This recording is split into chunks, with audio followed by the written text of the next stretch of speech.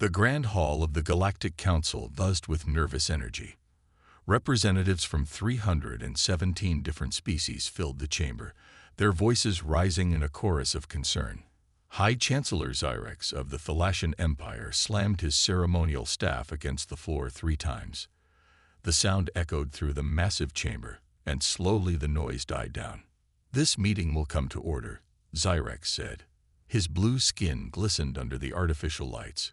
"We face an unprecedented situation." The holographic display in the center of the room activated, showing a small blue and green planet, Earth.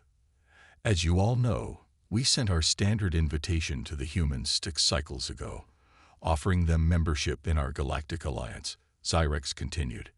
"Ambassador Grell, please share your report." A tall, thin alien with silvery skin stepped forward.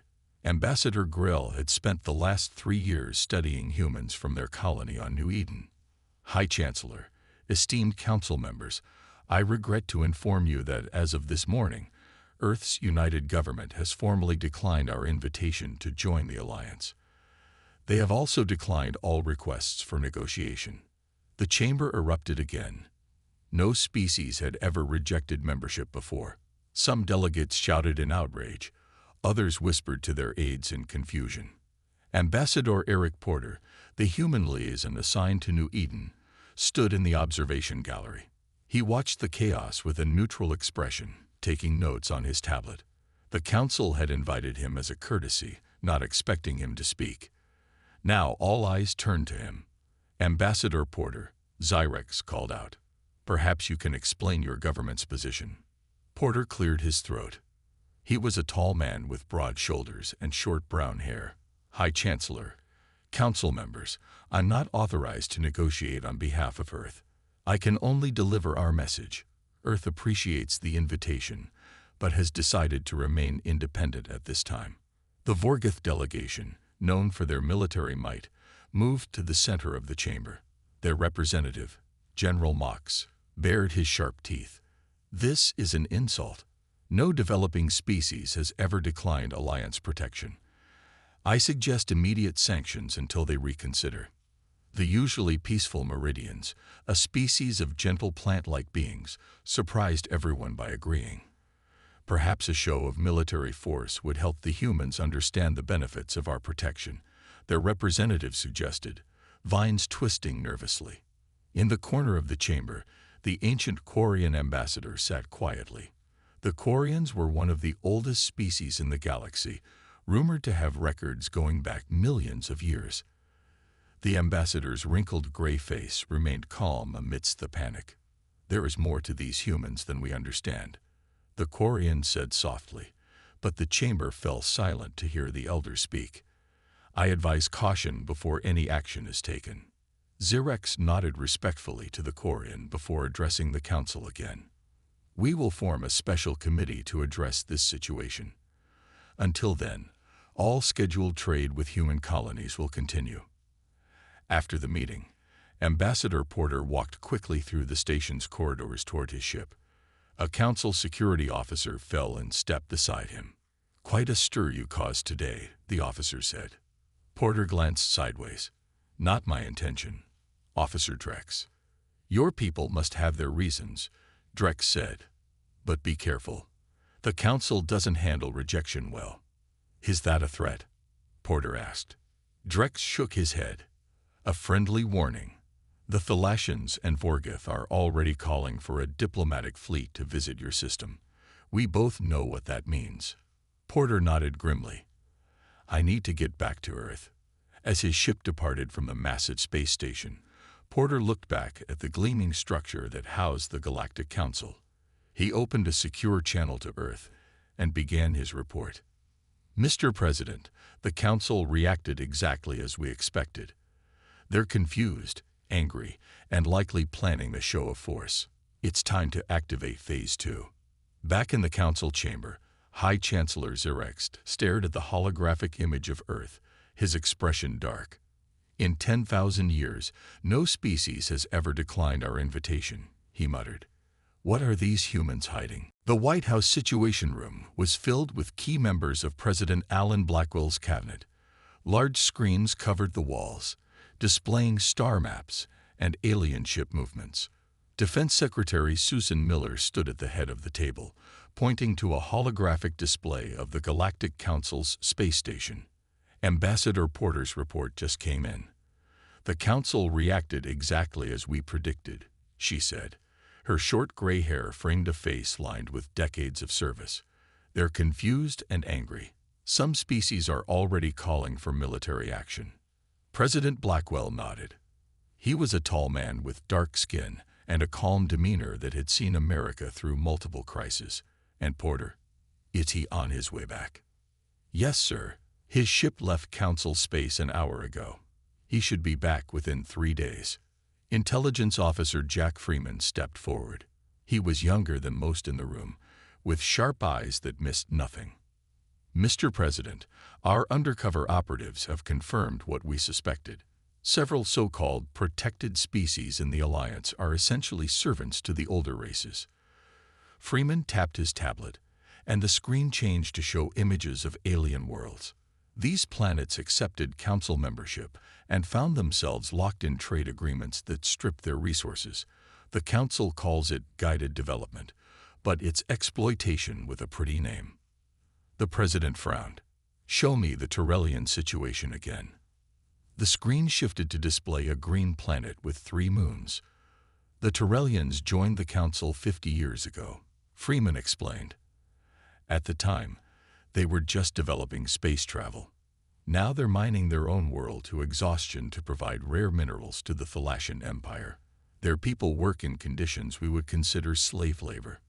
Science Director Lisa Martinez raised her hand. She was a brilliant physicist with a reputation for plain speaking.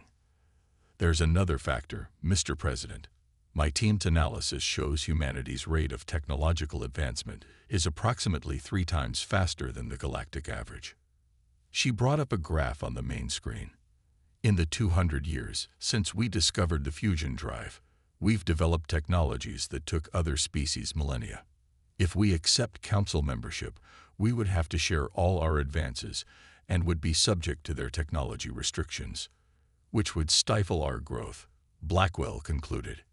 "Exactly, sir. Their protection would actually hold us back."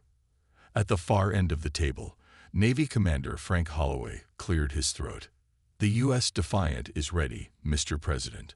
All systems are operational, and the crew is prepared for any scenario." Blackwell studied the man.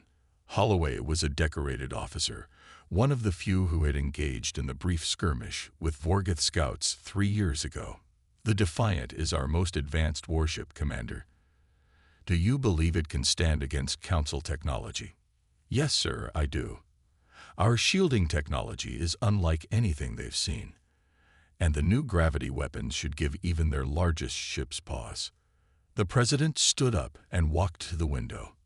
Outside, Washington, D.C. continued its normal day, citizens unaware of the galactic politics that might soon affect their lives. "Our ancestors fought too hard for freedom to give it up to some distant council," Blackwell said quietly. "We won't be anyone's servants or resource providers." He turned back to the room. "Activate the Soul Defense Network. Place all colonies on alert status, but keep it quiet. We don't want a panic. And prepare a public statement.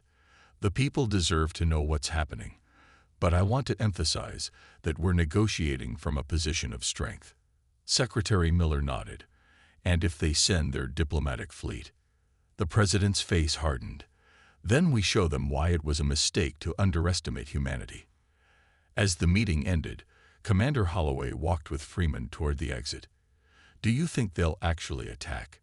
the intelligence officer asked. Holloway smiled grimly. "The Council has existed for 10,000 years without anyone saying no to them. What do you think?" Above Earth, in the hidden shipyards orbiting the moon, engineers and crew prepared the U.S. Defiant and her sister ships. Unlike the exploratory vessels the Council had observed, these were built for war. Humanity had hoped for peaceful contact with alien life, but they had prepared for the alternative. Just in case, Kira Novak sat in the corner of the Grand Exchange, a massive marketplace in the heart of the Galactic Council's capital station. She sipped a blue drink and watched the aliens around her. To them, she was just another trader from a distant system. None knew she was human. For 3 years, Kira had lived among them, gathering information and sending reports back to Earth. Her cover as a merchant from the Rigel system had held firm. Her slightly altered appearance, subtle changes to her ears and skin tone, was enough to avoid suspicion in a station with thousands of different species. Today, the exchange buzzed with news about Earth's rejection of Council membership. Kira listened carefully as a group of Meridian traders discussed the situation at a nearby table. "I heard the humans have hidden weapons," one said, its leafy appendages trembling. "That's why they don't want Council inspectors on their planets." Another Meridian shook its flowering head. "No, they must have made a deal with the outsiders. No other explanation makes sense." Kira knew there were no secret deals or hidden doomsday weapons. Earth simply wanted independence. But the Council species couldn't understand that concept. In their history, every developing race eagerly joined the Council for protection and trade benefits. Her communication device vibrated. It was time for the emergency council session. Kira paid for her drink and made her way to the observation gallery above the council chambers. As a registered trader, she had access to public sessions. This would not be one of Earth's normal intelligence gathering missions. Today was different. The chamber was already packed when she arrived. She found a spot near the back where she could observe without drawing attention. The Thalassian High Chancellor Zarex called the session to order. "We have received troubling reports from our scouts near the Sol system," Zyrex announced. "The humans are activating defensive systems throughout their territory. Their military vessels are on high alert." The Vorgoth general stepped forward, his reptilian features twisted in a snarl. "They prepare for war while claiming to want peace. I propose we send a diplomacy fleet immediately to show our strength." Kira's heart raced. A diplomacy fleet was the Council's term for gunboat diplomacy, a show of overwhelming force to intimidate new species into compliance. The Council members voted quickly. Only the ancient Quarians and 2 smaller species voted against the proposal. The motion passed, and orders were given to prepare the fleet. As the session ended, Kira slipped out quickly. She needed to warn Earth about the coming fleet. She made her way to a quiet service corridor and waited. Minutes later, a tall figure in Council security uniform approached. "Officer Drex," she said quietly. The alien nodded. Drex was one of the few Council members sympathetic to humans. His species had nearly been destroyed by Council protection centuries ago. "They're sending 12 warships," he said. "Admiral Vex Thor will command. You need to warn your people. I need to send a message home, but they'll be watching all communications after that session." Drex handed her a small device. "Use this. It will route your message through 17 different relay points. By the time they trace it, you'll be gone." Kira took the device. "Thank you. Why are you helping us?" Drex's expression darkened. "Because I've seen what happens to species that try to resist after joining the Council. It's better to fight now than be slowly stripped of everything that makes you unique." Back in her small quarters, Kira composed her message to Earth. She included everything: the fleet composition, their likely approach vector, and estimated arrival time. She added Drex's assessment of their weapons capabilities. As she prepared to send the message, her door chimed. She quickly hid the device under her pillow. "Enter," she called. A Council security officer stepped in, not Drex, but someone else. "Trader Janik of Rigel?" he asked, using her cover name. "Yes. The Trade Authority requests your presence. There are questions about your registration." Kira's stomach tightened. Had her cover been blown? She smiled calmly. "Of course. Let me get my credentials." She needed to send the warning first. Somehow, she had to reach that device under her pillow. Earth's defense might depend on it. Immediately, the officer insisted, hand resting on his weapon. Kira knew then. Her time as an observer was ending. Now she needed to become something else, a survivor. Admiral Vexthor stood on the bridge of the Galactic Council's flagship, the Sovereign Light. He was tall even for a Thalassian, with blue skin that had darkened with age and experience. His fleet of 12 warships moved through hyperspace toward the Sol system. Time to arrival, he asked his navigation officer. 3 standard days, Admiral. Vexthor nodded. He had commanded many diplomacy fleets over his long career. Usually, the mere sight of Council warships was enough to bring stubborn species into line. He expected the humans would be no different. Still, something about this mission troubled him. The Quarian ambassador's warning echoed in his mind. There is more to these humans than we understand. On Earth, the warning from Kira had arrived. President Blackwell stood in the Global Defense Center beneath the Rocky Mountains. Around him, military personnel from countries across the world worked at their stations. Screens showed the status of defense systems throughout the solar system. Status report, Blackwell said to Colonel Ben Wright, the center's commander. Wright was a stocky man with a buzz cut and 20 years of military service. All systems are at full readiness, Mr. President. The Sol Defense Network is active, but remains hidden. Council ships won't detect it until they're well within our space. Admiral Olivia Garcia approached them with a tablet displaying ship positions. The Mars fleet is in position. Jupiter and Saturn defense platforms are online. The asteroid belt minefields are armed. Blackwell studied the display. And our secret weapon. Garcia smiled slightly. Dr. Winters says it's ready for testing. In a lab 2 levels below, scientist Paul Winters worked frantically on final adjustments to a large machine that hummed with energy. His team of engineers moved around the device, checking readings and making calculations. Power levels stable. A young engineer reported. Void shield is at 97% capacity. Winters nodded. His gray hair was messy from running his hands through it, and dark circles under his eyes showed he hadn't slept in days. Run the simulation again. We need to be certain it will cover the entire planet. The Void Shield was humanity's greatest achievement, a defensive system that could bend space-time itself. If it worked, it would make Earth virtually untouchable. But it had never been tested on a planetary scale. President Blackwell's voice came over the station's speakers. Citizens of Earth, this is your president. I must inform you of an important development. People across the planet stopped to listen. In homes, offices, and public spaces, the broadcast played. 3 years ago, we made contact with the Galactic Council, an alliance of many alien species. They invited Earth to join their alliance. After careful consideration, we declined their offer. Blackwell paused, his expression serious but calm. The Council has responded by sending warships to our system. They will arrive in 3 days. I want to assure you that we are prepared for this situation.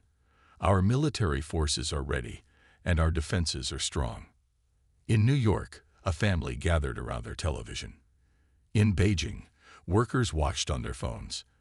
In Lagos, people listened on street corner speakers. We do not seek conflict, Blackwell continued. But we will not surrender our independence. Earth has faced challenges before. We will face this one together, as one people. Stay calm. Follow instructions from local authorities, and know that we stand united. As the broadcast ended, there was no panic in the streets, no riots or mass exodus from cities. Instead, there was a quiet determination. Humanity had been preparing for this possibility since they first looked to the stars. On the moon base, Commander Frank Holloway addressed the crew of the U.S. Defiant. 50 men and women stood at attention in the ship's main hangar. In 3 days, we may face the first real space battle in human history, he said. The Council thinks they're coming to intimidate a primitive species into submission. It's our job to show them just how wrong they are. The crew nodded, their faces showing the same determination seen across Earth. They had trained for this moment. In the void between Mars and Jupiter, hundreds of small stealth platforms waited silently. Lieutenant Hannah Clark sat in the command chair of one of Earth's stealth corvettes, hidden among the asteroid belt. Her ship, the Shadow, was nearly invisible to sensors. "All hands to battle stations," she ordered. "Passive sensors only. We watch and wait." The countdown to first contact had begun. The Galactic Council fleet emerged from hyperspace at the edge of the Sol system. Admiral Vexthor stood on the bridge of the Sovereign Light and looked at the display showing the small yellow star and its planets. "Scan for defenses," he ordered. His officers worked at their stations. "Nothing detected, Admiral. Their system appears largely undefended." Vexthor frowned. This couldn't be right. "Check again. Focus on their fourth planet and the asteroid belt."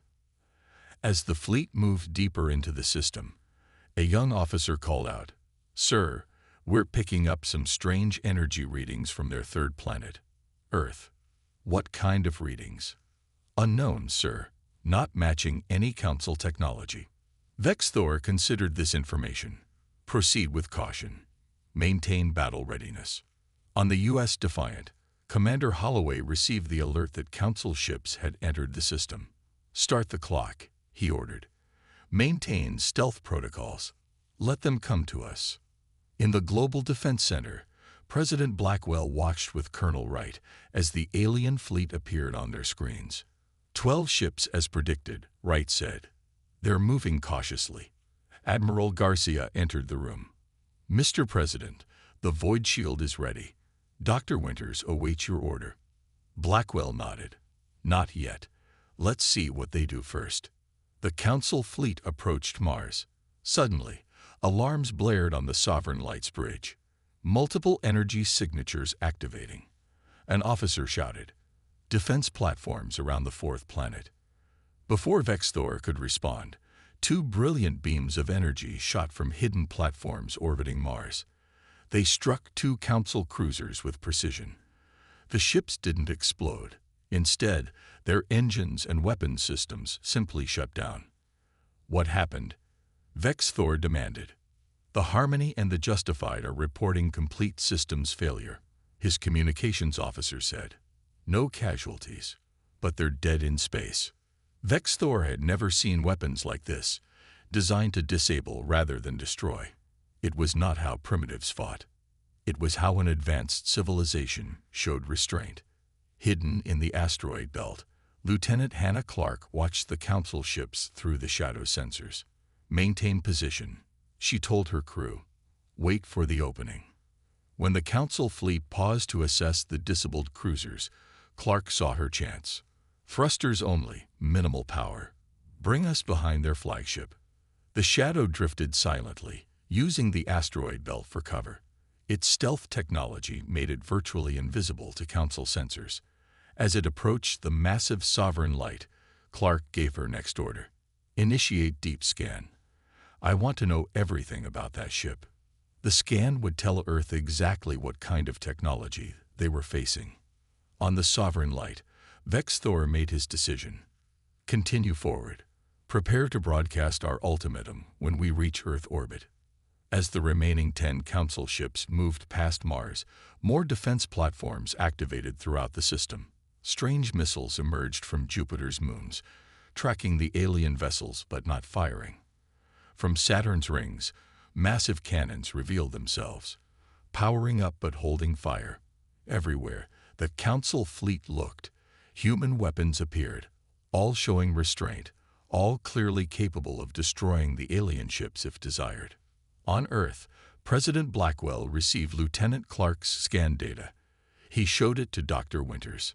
"Can their weapons penetrate the Void Shield?" he asked. Winters studied the data and smiled. "Not even close, Mr. President." The Council fleet reached Earth orbit. Admiral Vexthor stood straight as he recorded his message. "People of Earth, I am Admiral Vexthor of the Galactic Council. Your defiance of Council law cannot be tolerated. You will power down your defense systems and prepare to receive Council representatives who will oversee your integration into the Alliance. Failure to comply will result in immediate military action." The message was broadcast to Earth. In the Global Defense Center, Commander Holloway's face appeared on the main screen. He had received the same ultimatum aboard the Defiant. "Permission to respond, Mr. President?" Holloway asked.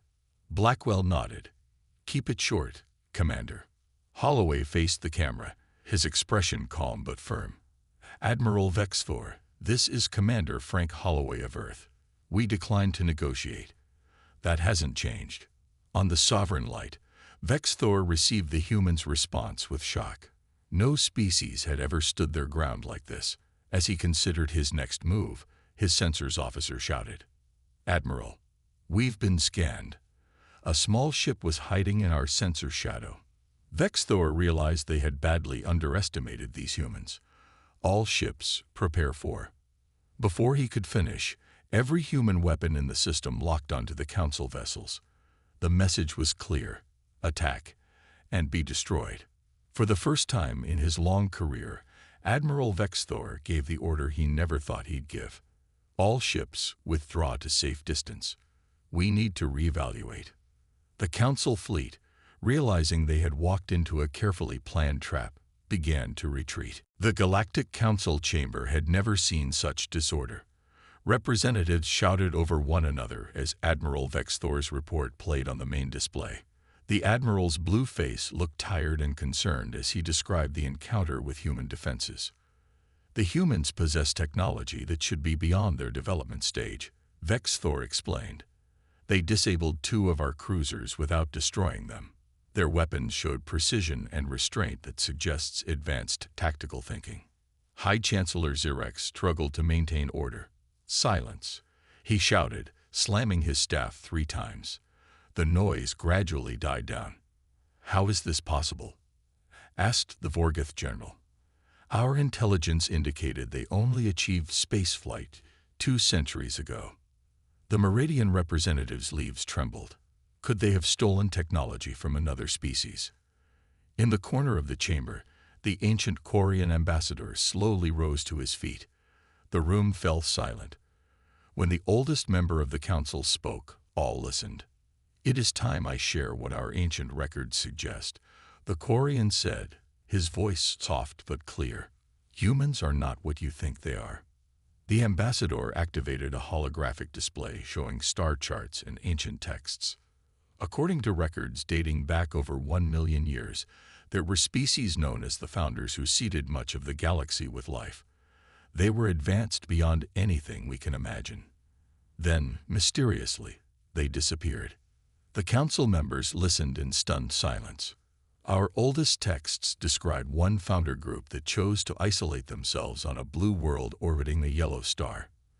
They wished to develop naturally, without the advantages of their technology. The Quarian looked around the chamber. "I believe humans are descendants of these founders. They are not a young species discovering the galaxy. They are an ancient species remembering who they were." Chaos erupted again. Some council members shouted that this was impossible. Others demanded proof. Some began to openly fear what this might mean for the council's authority. The council split into 3 clear factions: those who feared humans and wanted to destroy them, those who wished to learn from them, and those who refused to believe the Quarian claims. High Chancellor Xerex struggled to control the chamber. "We need more information before we decide our next action." Meanwhile, in a forgotten corridor of the council station, Kira Novik fought for her life. The security officer who had come to her quarters had been joined by 2 others. They had discovered her true identity. Human spy. One hissed, firing a stun weapon that Kira barely dodged. She rolled behind a storage container and drew her own weapon. 3 years of training had prepared her for this moment. She fired 2 precise shots, stunning one officer. "I don't want to hurt anyone," she called out. "Just let me leave." "Surrender now," the lead officer demanded. "The council has questions for you." Kira knew what that meant. They would extract information about Earth's defenses from her mind. She couldn't allow that. A door opened behind the officers, and Officer Drex appeared. Without hesitation, he fired his weapon, stunning the remaining officers. "This way," he said urgently. "We have minutes before they track us." Kira followed him through maintenance tunnels toward the docking bays. "Why are you helping me?" she asked as they ran. "Because the council is wrong about your people," Drex replied. "And because I've seen their battle plans. They're assembling a massive armada to attack Earth. You need to warn your people. They reached a small hangar where a transport ship waited. This ship has enough fuel to get you to the nearest human outpost, Drex explained. The Council doesn't know I helped you. I can continue providing information if I stay. Kira grasped his three-fingered hand. Thank you. My people won't forget this. As her ship departed, Kira activated her emergency transmitter. She had vital information about Council battle plans and the growing division among the alien species. Most importantly, she needed to report the Quarians' revelation about humanity's possible origin. Back in the Council chamber, High Chancellor Xerex made his decision. Prepare our largest armada. If humans are indeed founder descendants, they cannot be allowed to fully awaken to their heritage. They must be controlled or eliminated. The war faction cheered while the moderate species looked on in dismay. The Quarian ambassador shook his head sadly. You fear what you do not understand, he said quietly, and that fear will be your downfall. Kira Novik's ship docked at the human outpost on Europa, one of Jupiter's moons. Within hours, her critical intelligence reached Earth. President Blackwell studied the information with his advisors in the war room. A massive armada, he said, his voice grave. Much larger than what we faced before. Defense Secretary Miller nodded. Based on Kira's intelligence, they're gathering over 200 warships. Even with our advanced technology, those numbers present a serious challenge. On the main screen, Dr. Winters joined the meeting from his laboratory. Mr. President, the Void Shield is fully operational. We've successfully tested it on a city-sized area. Scaling it up to cover the entire planet is possible, but we've never attempted anything like this before. Blackwell turned to Admiral Garcia. Options. We could launch a preemptive strike, Garcia suggested. Hit their staging areas before they organize. Our stealth ships could do significant damage. Colonel Wright disagreed. That would unite the Council against us. According to Kira's report, several species are already questioning the decision to attack Earth. We should exploit those divisions. The room fell silent as everyone considered the situation. Finally, diplomat John Warren, who had been quietly listening, spoke up. What if we send our own ultimatum? All eyes turned to him. Warren was an experienced negotiator who had helped resolve conflicts on Earth for decades. The Council expects us to either surrender or fight defensively, Warren explained. What if we do neither? What if we tell them that any act of aggression will be met with overwhelming force, but simultaneously offer direct relations with individual species? Blackwell considered this idea, a diplomatic bombshell that fractures the Council further. Exactly, Warren said. According to Kira's report, the Quarians already believe we're founder descendants.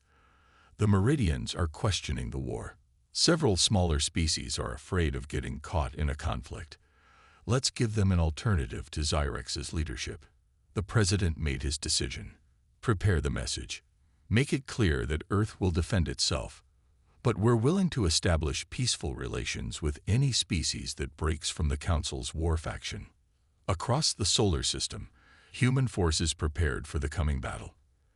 On the U.S. Defiant, Commander Holloway addressed his crew. The next few days will determine humanity's place in the galaxy, he said. We've faced threats before, but never on this scale. Remember your training. Remember what we're fighting for. Lieutenant Clark's stealth corvette, the Shadow, joined 5 other ships on a special mission. They would position themselves near the Council's gathering fleet to observe and report back. Stay alert, she told her crew as they entered hyperspace. We need to know the moment they start to move. On Earth, Dr. Winters worked frantically to expand the Void Shield. His team had moved the main control systems to a bunker deep beneath the Rocky Mountains for protection. Increase power to the Southern Hemisphere nodes, he ordered. We need complete coverage when they arrive. In space, Earth's message reached the Council. High Chancellor Xerex watched with growing anger as President Blackwell delivered humanity's response. To the Galactic Council, Blackwell began, his expression firm but calm. We have learned of your plans to send an armada against Earth. Let me be absolutely clear. Any act of aggression against our planet or colonies will be met with overwhelming force. Blackwell paused, then continued. However, Earth is willing to establish independent diplomatic and trade relations with any species that wishes peace. The Council does not speak for all galactic civilizations, nor should it. Each species has the right to determine its own path. The message ended with specific instructions for establishing direct contact with Earth, bypassing Council authority entirely. The effect was immediate. In the Council chamber, representatives argued fiercely. The Meridians announced they would not participate in any attack on humans. The Quarians followed, along with 12 smaller species. This is treason. Zyrex shouted. The Council has stood united for 10,000 years. But his words fell on deaf ears. Nearly half the Council members were now openly questioning his leadership and the planned attack. On his flagship, Admiral Vexthor received new orders from the war faction. The armada would proceed, even with reduced numbers. But as he prepared his ships, he noticed something disturbing. Several captains were questioning the mission. Some were even considering joining the peace faction. For the first time in its long history, the Galactic Council was fracturing. And humanity had done what no other species had managed in millennia. They had broken the Council's absolute authority without firing a single shot. The armada approached Earth, but it was only half the size that High Chancellor Zyrex had ordered. Nearly 100 ships had broken formation, their captains refusing to attack a species that had shown both advanced technology and restraint. The Meridian and Quarian vessels had completely withdrawn, along with many smaller species ships. Admiral Vexthor stood on his bridge, watching as the remaining fleet approached the Sol system. He felt uneasy. This mission no longer seemed like enforcement of Council law. It felt like an attack driven by fear and pride. Admiral, his second-in-command said quietly, many of the crews are questioning this mission. Some believe the Quarian claims about the humans. Vexthor nodded. I know, but we have our orders. As the fleet reached the edge of the solar system, they were met by a single human ship, the U.S. Defiant. Commander Holloway's face appeared on the communication screen. Admiral Vexthor, this is your final warning. Turn back now. Vexthor straightened his shoulders. We represent the authority of the Galactic Council. Your defiance cannot be tolerated. Then you leave us no choice, Holloway replied calmly. On Earth, in the deep bunker beneath the Rocky Mountains, President Blackwell gave the order. Activate the Void Shield. Dr. Winters took a deep breath and pressed his hand against the scanner. Void Shield activating now. Across the planet, thousands of devices buried deep in the ground activated simultaneously. A soft blue glow began to spread across the sky, visible even in daylight. The shield expanded outward, covering the entire planet in a shimmering barrier. In space, the Council fleet watched in confusion as the strange energy field surrounded Earth. What is that? Vexthor demanded. Scan it immediately. Before his officers could respond, the lead ships of the Council fleet opened fire. Powerful energy weapons struck the blue shield and simply disappeared into it, causing no damage. Again, ordered the Thalassian ship's commanders. A second volley was fired. This time, something extraordinary happened. As the weapon's fire hit the shield, space itself seemed to bend around the attacking ships. In an instant, nearly 30 Council vessels simply vanished. What happened? Vexthor shouted. Where did they go? His science officer looked up from her instruments, her face pale. They're gone, Admiral. The shield somehow shifted them thousands of light years away. It didn't destroy them. It moved them through space. Vexthor stared at the screen in disbelief. This was technology far beyond anything the Council possessed. It was the kind of power that belonged to legends, to the founders themselves. All ships, cease fire, he ordered. Retreat immediately. But it was too late for another attack. The remaining warships turned and fled, many jumping into hyperspace without proper calculations in their panic to escape. On Earth, celebrations erupted as news of the victory spread. But in the control room, President Blackwell remained serious. "This isn't over," he said to his advisors. "This is just the beginning." 1 week later, a historic meeting took place in the United Nations building in New York. President Blackwell sat at a large round table with representatives from 23 alien species, all former council members who had broken away to form independent relations with Earth. Kira Novak, safely returned home, served as the chief translator. The Quarian ambassador sat at Blackwell's right hand, while the Meridian representative was at his left. Officer Drex, now representing his people as an official ambassador, was also present. "Today marks a new chapter in galactic history," Blackwell began. "Not a galactic council that rules through fear and control, but a galactic partnership of equals." The alien representatives nodded in agreement. The old council was fracturing beyond repair. High Chancellor Xerex had been removed from power. The Thalassian Empire was facing rebellion from within as news of Earth's victory spread throughout the galaxy. "We have much to learn from each other," the Quarian ambassador said, "and much to rebuild." As the meeting concluded, Kira stepped outside onto the balcony overlooking New York City. The sky was filled with both human and alien ships, former enemies now working together. Officer Drex joined her. "Your people surprised everyone," he said, "not just with your technology, but with your approach." Kira smiled. "You know what our greatest weapon was. It wasn't the Void Shield or our defense network." "What was it then?" "Our stubborn refusal to accept an inferior position in the galaxy," she replied. "We simply declined to negotiate on their terms." Above them, the stars shone brightly, no longer distant and unreachable, but the beginning of humanity's new path forward.